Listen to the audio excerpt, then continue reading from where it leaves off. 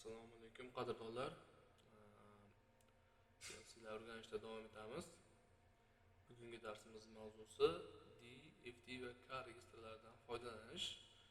Xitoy PLC'si Xinjiida markasi, ya'ni tipi HS3 bo'lsa tipdagi PLCni o'rganyapmiz. Bugun 6-darsimiz. Hop, davom etamiz.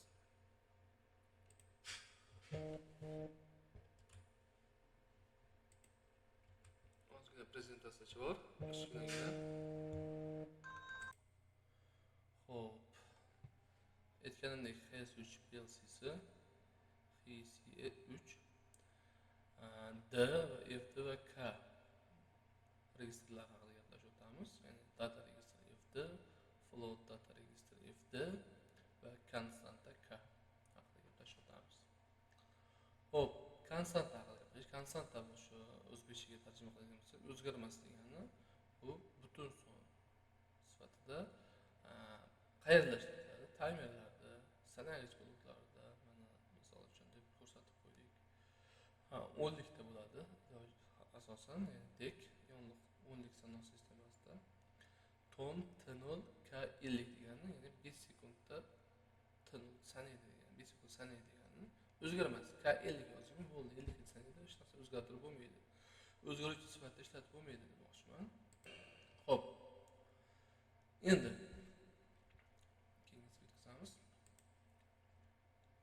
keyingisi o'sha data registr, asosan juda ko'p ishlatiladigan registr hisoblanadi.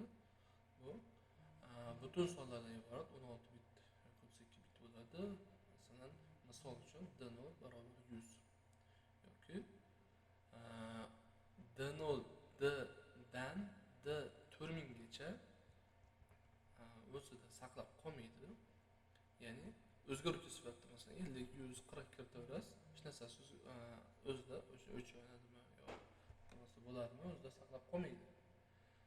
Xo'p, agar D4000 dan yuqorisini ishlatadigan bo'lsak, bu o'zida saqlab qoladi. Bu nima degani? Biror bir koeffitsiyentni o'zgartirib, koeffitsiyentni sifatida ishlatadigan bo'lsangiz, D4002 dan yo 4004 masalan 100 kiritib qo'ysangiz, kontroller o'chirsa ham o'sha 100 o'zida saqlab qoladi. Shu sifatda saqlanadigan deb nomlangan bu D registrimiz, ya'ni data registr. Amaliy misol D bilan S2 yoki T farqi yo'q. Counter blok S0 mana S2 sifatida, counter misolda S0 barobar D4000. Operator set qiymati saqlaydi, ya'ni 4000 masalan sanayotgan bo'lsa, S4000 S0 4000 qo'yganingizdan keyin 1 2 3 4 sanashni boshlaydi. Sanab o'chirib qo'yganingizdan keyin o'shani ushlab qoladi. Ya'ni o'shani o'zi saqlanib qoladi. O'shandan davom etib ketadi keyin. Bu saqlanadi degan registrimiz. FT float registr bu kasr sonlar hisoblanadi. 32 bit real tipida bo'ladi. Bu minusdan shu natural sonlar va minus 0 keyin o'rtasidagi butun sonlarni qabul qiladi. Ya'ni kasr sonlarni 12,5, 12/3, 3/4 pi soni deb yozishingiz mumkin. D dan farqi bu o'sha yarimta yo'rimtalarni ko'proq qilib aytganda shularni ham yozsangiz ham bo'ladi. Aniqligi yuqoriroq bo'ladi. Masalan sizga 4/7 kerak bo'lsa, FD deb o'zgaruvchiga yozishingizga to'g'ri keladi. Agar D yozgan bo'lsangiz, 4/7 yozsangiz ham 5 qabul qiladi. Shuning uchun FD ham ishlatiladi. Misol mana FD teng FD ko'paygan 0.1. Masalan FD 1 ga 2 yozgan bo'lsak, ko'paytsak bu 0.2 bo'lib qoladi. 100 yozsak 10 bo'ladi. 2/1 yozilgan bo'lsa 0.21 shunaqa qilib ishlatsangiz bo'ladi. Qayerlarda yana analog shkala qilishda, ya'ni shkalaga solishda ishlatiladi. Kimgadir o'sha aniq shkalalar kerak bo'ladi, ya'ni float ko'rinishda 2.1, 2.100dan 1, 2.1000dan 1 bo'lishi mumkin. O'shlarda aniqlik kerak bo'lgan shkalalarda mana shundan foydalanish mumkin. D va FD ning farqi. D butun sonlar haqida gaplashib o'tdik. FD esa kasr sonlar. Bu FD mana bu yerda ham aytib o'tyapmiz, aniq hisob sifatida ishlatiladi. Shuning uchun ba'zi joylarda kerak bo'lsa bundan foydalanishimiz mumkin. Endi qachon qaysi ishlatiladi? Taymerlarda aniq sanash vaqti mavjud bo'lsa, masalan 5 sekund kerak bo'lsa, kaga 5 sekund kiritasiz, bo'ldi. Uje o'chiryapsizmi? Nima qilsangiz ham programma qaytib yozsangiz ham, o'sha ka tibida 50 yozgan bo'lsangiz, 50 yozadi, bo'ldi. Umrini oxirigacha o'sha ka 50 sifatida ko'radi. Saqlashadigan bo'lsa, d ishlatish kerak. Agar mana bu yerda aytyapti, bit regulatorlar, shkala analiz degan o'sha shkalalarni nazarda tutyapmiz. O'sha paytda if d ishlatamiz. Xo'p, xulosa qilganda k o'zgarmas, d xotiraga saqlaydi, f d esa real hisob-kitob sifatida ko'rishimiz mumkin. Xo'p. Endi real bo'lsa, mana ishlatib ko'ramiz har bittasini. Mana bular qayerda turadi? Mana mobilga kirsak,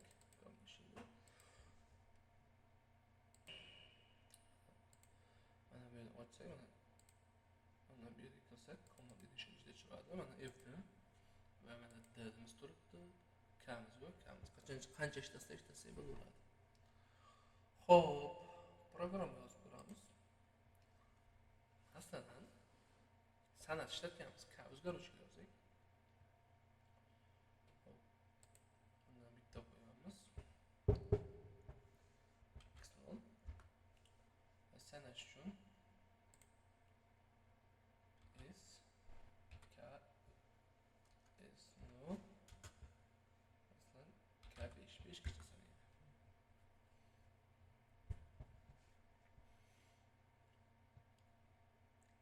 Ishlab ko'ramiz. Bu yerda lampochka ham qo'yib qo'yayim yerga. Pisnol bo'lganda y nolni so'rasa, ya'ni relamiz yonsa.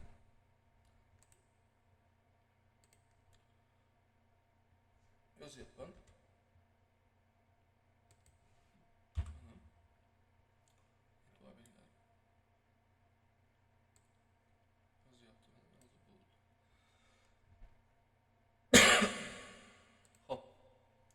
Run rejimga o'tkazamiz va bosib turamiz.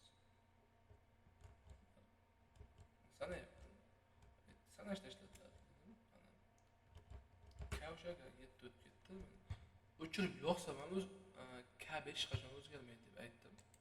Stop holatga o'tkazaman. Stop holatga o'tdi va qaytib run holatga o'tkazaman. Mana e'tibor beringlar, o'z SD o'zgaryapti, lekin K o'zgargani yo'q. Bu birinchi misolimiz. Endi shuni o'rniga kanonga elementdan modify qilish joyi bor. Faqat e'tibor beringlar, buni o'zgartirsak bo'ladi xolos, kan o'zgartirib bo'lmayapti. Endi kanonga masalan D5 masalan D0 farqi yo'q. D0 yozdim. Endi yuklayman.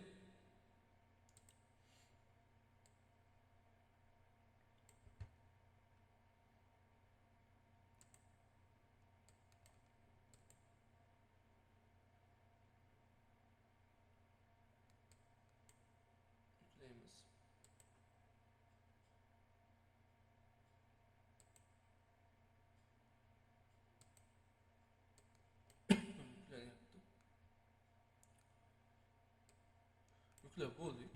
Start o'tkazamiz va ishlatib ko'ramiz. Mana e'tibor beringlar, sirazi mana ketyapti. Endi betdagi d-miz qiymati necha deb o'ylaysizlar? Buni ko'rishimiz mumkin mana bu yerdan.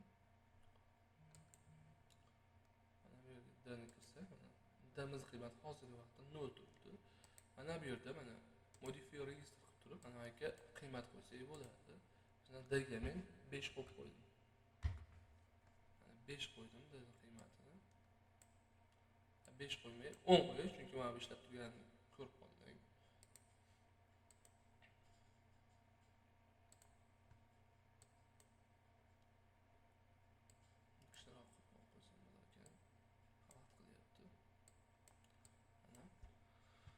Hop. 10 qo'ydim.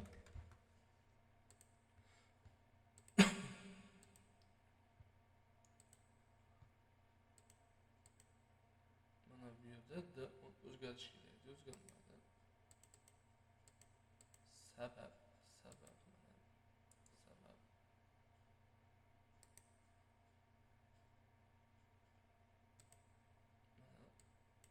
mana bu yerdan qo'yamiz 10. Mana endi o'zgardi. Mana 10 bo'ldi danamiz. Endi bosib ko'ramiz. Mana sanab ketyapti. Bu yerdan mana yonib qoldi. Qaydab.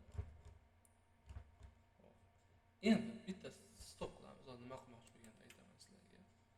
Mana run holatga o'tkazdik. Mana damiz 0 turibdi. Chunki o'chirib yoqdim, shuning uchun bunday turibdi. Nima bu yerda o'zgartirsa bo'ladi. O'zgardi, bu yerda ham o'zgardi. Endi aytmoqchi bo'lganim, bu yerda K5 kiritganlik 5 sadaganimiz yonda. Shuni 10 emas 5 qilaylik. 5 kiritganlik 5 sanaganda yonda.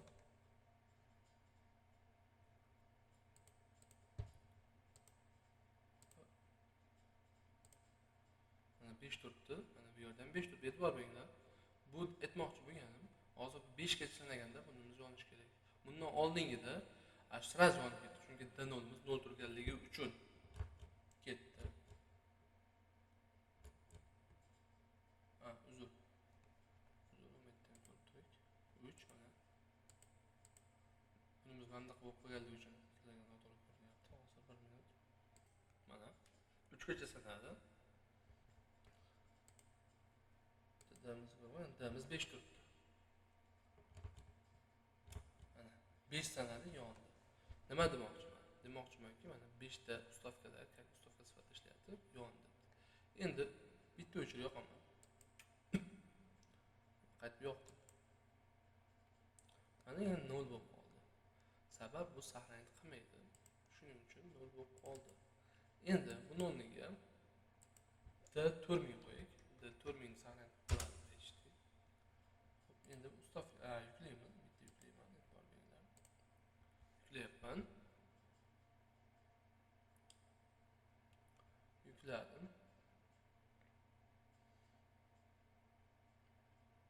Hop. Rang yetkazaman. Mana hozircha to'rimiz 0 turibdi. Men ustga kiritaman.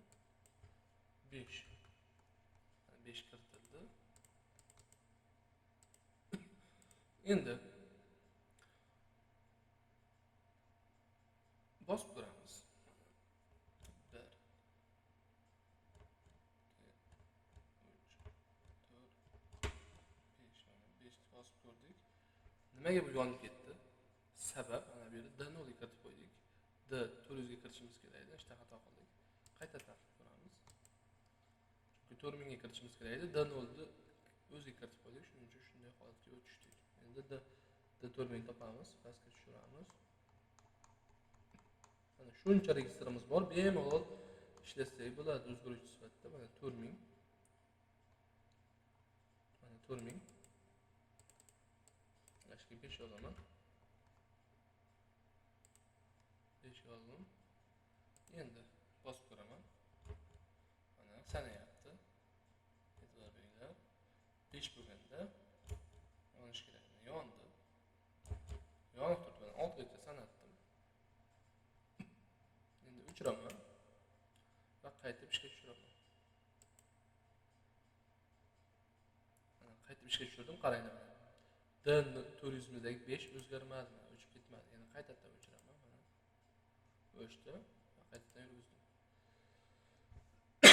O'zgargani yo'q, faqatgina ismimiz o'chib ketdi, chunki biz o'chib ketadigan sanalish edi. Mana D'ni ham ko'rdik, saqlovchini ham ko'rdik. Mana saqlab qolyapti. Mana bu yerda mana 8, ya'ni 5 dan o'tib ketganligi uchun mana signalimiz yonyapti va ishlayapti. Endi bundan keyin F'damiz bor deb aytdik. Mana F'ni oladimi, olmaydimi deb buni ham sinab ko'ramiz. Stop. F'da masalan 0.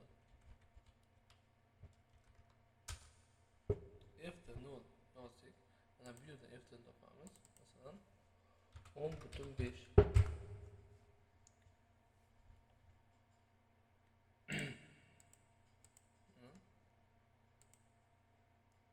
qabul qilmadi, chunki mana bu yerda noto'g'ri turibdi deb aytyapti bizga. Shuning uchun qabul qilmayapti. Buni qayerda ishlatishimiz mumkin? Hozir bu birorta add blok ishlating. Mana bu yerda add bloklarimiz bor. Add word desa bo'ladi. Masalan add if the name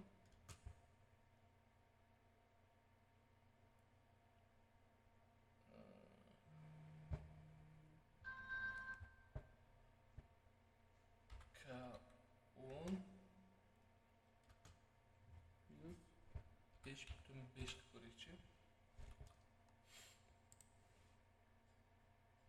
Qabul qiladimi? Qabul qilmadi. Sabab bunga f kiritishimiz kerak ekan.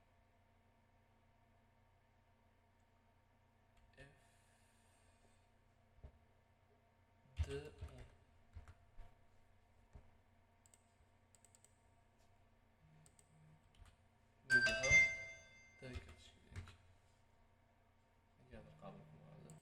nega qabul qilmagan sababi mana bu yerda xato qilib bo'ldi. E'tibor beringlar, mana word bo'lish kerak ekan. Demak, bu blokdan bundan foydalanib bo'lmas ekan. Bunda ko'paytirishda ishlashimiz mumkin. Ko'paytirishdan ko'ramiz. Mana shunday yozdim. Faqat mana bu ishlaydigan qilish kerak. Pastdan ishlaydigan bo'lib qoldi bu. O'chirib qo'yamiz, pastdan ishlasin. Yoki birorta knopka bosganda ishlaydigan qilib qo'yaylik. X1 yuklab ko'ramiz.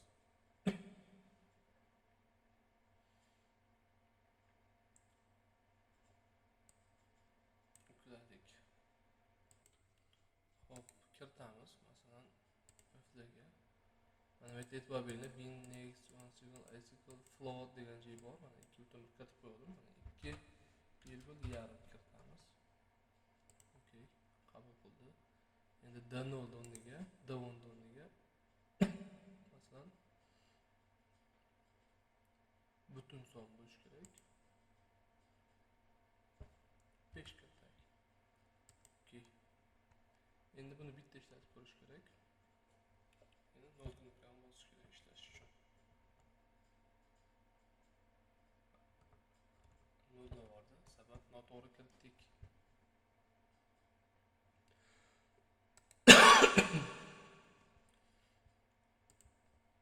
Bunga 5 kiritamiz. Okey. Va yana bosamiz.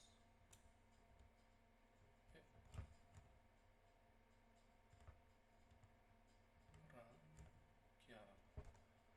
Yana ko'ramiz. Mana shu tarzda davom etadi. Lekin bu yerda bizda hozir yaxshi ishlamadi.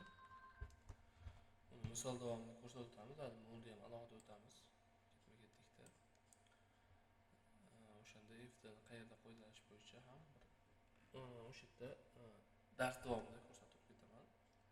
Xo'p, kimgadir qanaqadir tushunmovchilik bo'lgan bo'lsa, bemalol so'rashlar mumkin.